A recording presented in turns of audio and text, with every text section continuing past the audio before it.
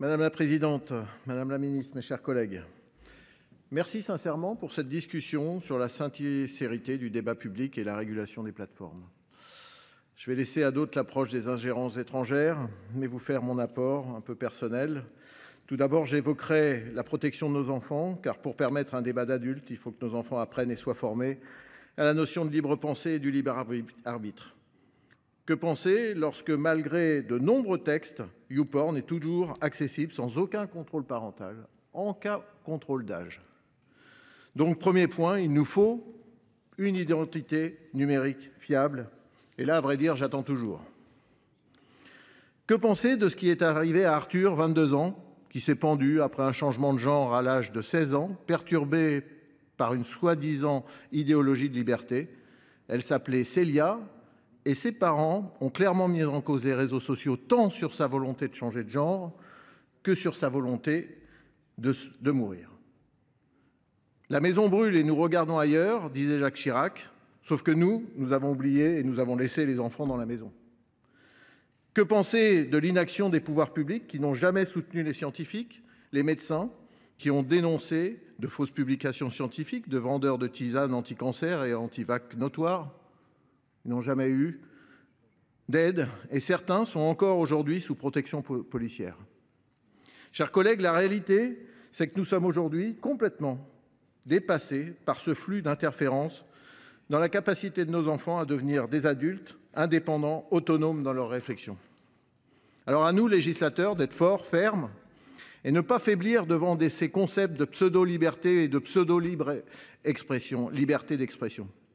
Personnellement, je considère que nous sommes attaqués, nos enfants sont attaqués par des groupuscules de fanatiques et c'est aussi valable pour notre économie.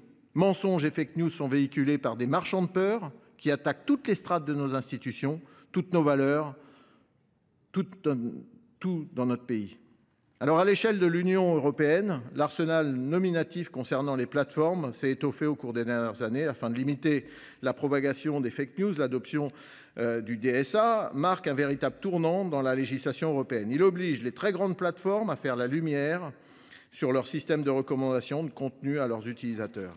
Les plateformes ont ainsi pour obligation d'évaluer et de prendre des mesures pour atténuer les risques qui découlent de l'utilisation de leurs services. La Commission européenne a également demandé à 8 des principales plateformes de fournir des explications sur la prolifération des vidéos trompeuses par laquelle on peut attribuer à un individu des comportements qui ne sont pas les siens grâce à l'intelligence artificielle.